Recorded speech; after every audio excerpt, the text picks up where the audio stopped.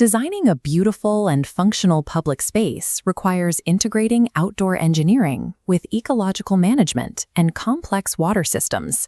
In this video, we are going to walk through the exact steps you need to take to become a recognized landscape professional in South Africa.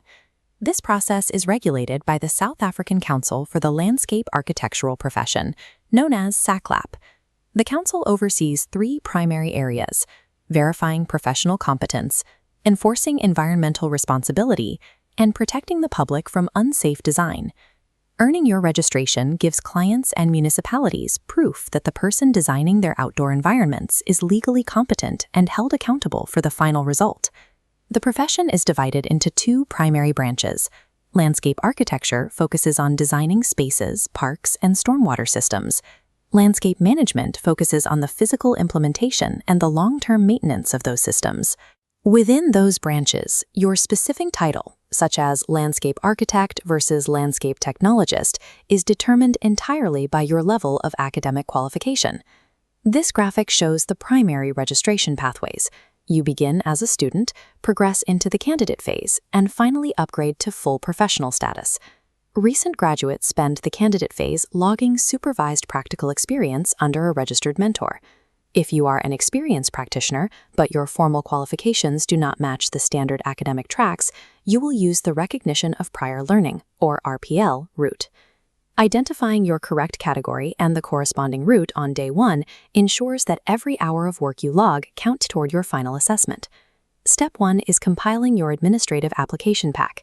Missing a single standard document is the leading cause for immediate rejection. You must supply a certified copy of your ID or passport, your degree certificates, and your full academic transcripts. You also need an up-to-date CV that accurately details your specific history and roles on previous projects. You must obtain a formal letter of recommendation from your employer or your registered mentor. Finally, fill out the official application form, making sure to select the correct category box and attach your proof of payment. Securing this administrative foundation allows the assessment committee to move past the paperwork and evaluate your actual design competence. Once your paperwork is accepted, you submit your practical evidence portfolio. Assessors use this document to verify your structural competence and technical proficiency and project delivery. This competency wheel outlines exactly what you need to prove. Your portfolio must cover site analysis, planting design, and hard landscaping. Your portfolio requires technical depth in these specific areas.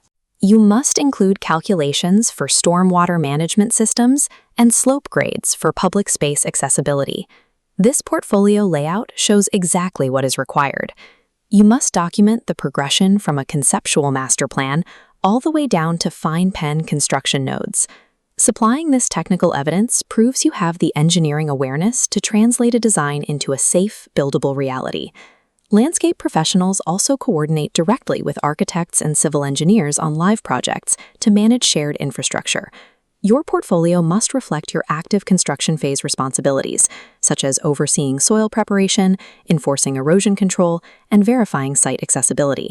Documenting this on-site coordination proves you operate as an integrated construction discipline, not an isolated decorator. The most common reason a portfolio fails is submitting an artistic plan that lacks dimensions or technical construction detailing. Another critical error is attempting to log candidate practical experience without securing a formally registered mentor first.